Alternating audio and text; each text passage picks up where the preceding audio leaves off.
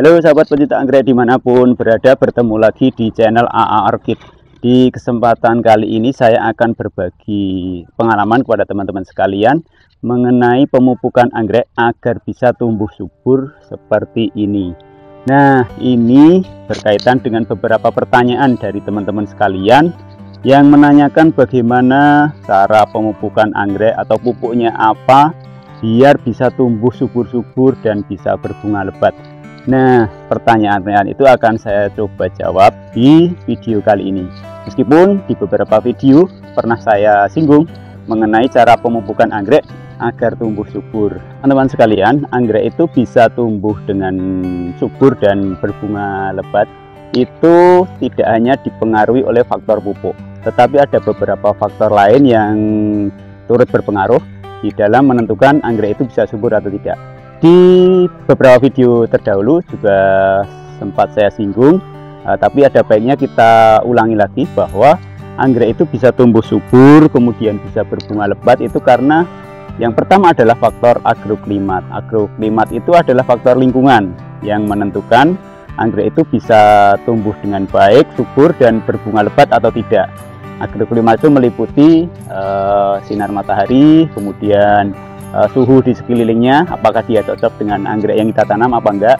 Kemudian faktor sirkulasi udara atau angin itu juga turut berpengaruh di dalam kesuburan anggrek. Kemudian faktor kelembaban itu juga sangat berpengaruh di dalam menentukan anggrek itu bisa subur atau tidak. Nah, selanjutnya adalah faktor pemupukan. Nah, ini faktor pemupukan yang didukung dengan agroklimat yang baik akan membuat anggrek-anggrek itu bisa tumbuh subur, bahkan berbunga lebat dan indah seperti anggrek-anggrek di sini. Lantas seperti apa cara pemupukan yang baik itu? Kalau pemupukan yang baik itu seperti apa? Saya sendiri mungkin tidak begitu paham ya yang baik seperti apa. Tapi mungkin teman-teman punya pengalaman yang berbeda dengan saya. Nanti bisa di-share di kolom komentar. Tapi berdasarkan pengalaman saya, ada beberapa cara pemupukan yang biasa saya lakukan. Yang pertama adalah cara yang umum dilakukan oleh teman-teman penghobi anggrek, yaitu dengan cara penyemprotan. Kemudian yang kedua dengan cara menggunakan pupuk slow release. Jadi cara ini juga biasa dilakukan oleh teman-teman pecinta anggrek. Kemudian cara yang ketiga adalah dengan penyiraman. Jadi penyiraman di semua bagian tanaman. Ini mirip dengan penyemprotan.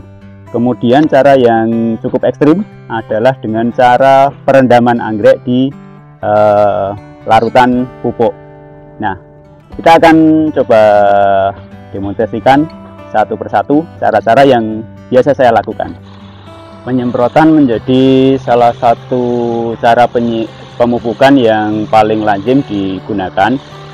Kita bisa melakukan pemupukan dengan menyemprotkan pupuk di bagian bawah daun ya, karena stomata tanaman anggrek itu ada di bagian bawah daun ini, dan kita bisa menyemprotkannya pada seluruh bagian tanaman dari mulai daun, batang dan akar. Kalau bisa sampai sedetail mungkin ya. Ini kita semprotkan ke semua bagian tanaman. Nah, untuk pupuk yang kita gunakan itu menggunakan pupuk NPK. Jadi yang baik yang kita siramkan maupun yang kita semprotkan menggunakan NPK. Entah itu pakai pupuk kimia atau pupuk organik. Nah, semuanya yang mengandung unsur NPK.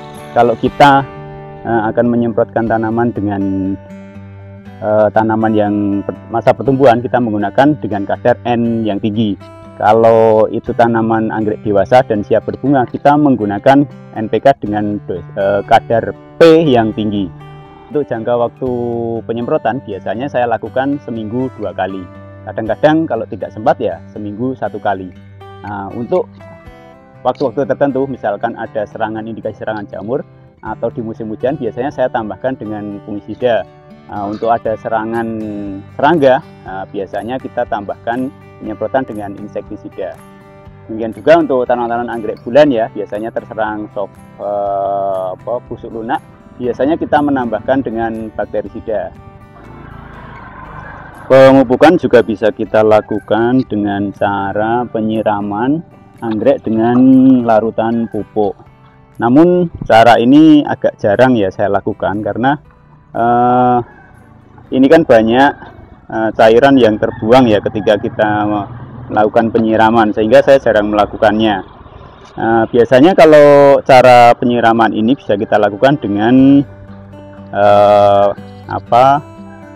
cucian air beras ya, biasanya kalau kita punya sisa-sisa seperti itu atau pupuk-pupuk organik yang kita tidak beli, ini bisa kita lakukan karena kita nggak beli ya, kita nggak beli pupuknya, jadinya ya meskipun ini terbuang tetap nggak apa-apa. Tapi kalau ini pupuk kimia yang kita beli ya sayang kalau kita melakukan pemupukan dengan cara penyiraman ini, atau bisa juga dengan cara di bawahnya ditaruh ember ya, biar nanti air yang turun itu masih tertampung di ember dan nanti masih bisa kita pakai lagi.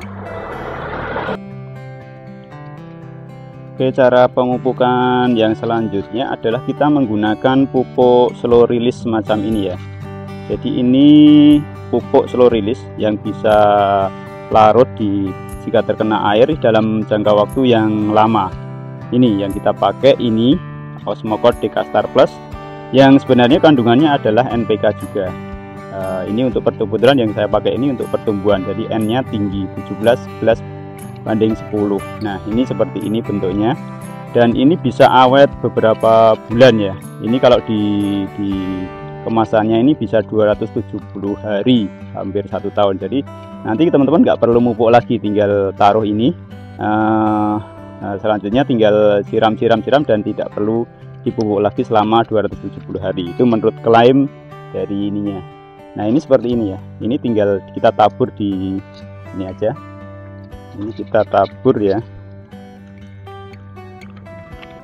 kita tabur di sekeliling sini aja, nggak usah banyak-banyak banget ya, kira-kira aja, tergantung ukuran tanaman dan jumlah medianya. Ini kayak gini, kita tabur di sini. Nah ini bisa kita aplikasikan penaburan seperti ini untuk media tanamnya yang misalkan pakai moss atau pakai akar kadaka atau pakai pakis cacah ya. Tapi kalau pakai arang ini nggak bisa karena ini akan jatuh ya. Contohnya kalau pakai arang seperti ini ya, ini kan pakai arang ya medianya. Nah kita perlu bantuan tempat kayak gini. Nah keranjang untuk naruh pupuk semacam ini. Nah ini kita tinggal taruh di sini, kita penuhi. Ya, terserah sih mau penuh apa enggak, terserah, nanti tergantung juga tanamannya ya. Nah kalau kita nggak punya keranjang kayak gini, nah ini kita taruh di sini ya. Kita taruh ya udah ini nanti kena siram air, kena air hujan, dia akan akan terlarut dan bisa terserap oleh tanaman. Kalau kita tidak punya keranjang kayak gini, kita bisa menggunakan kain yang mungkin agak bolong-bolong, itu bisa kita pakai, atau pakai hafa ya, kayak pakai hafa yang ada lubang-lubangnya seperti jaring, itu bisa kita pakai, mungkin bisa kita staples atau bisa kita tali.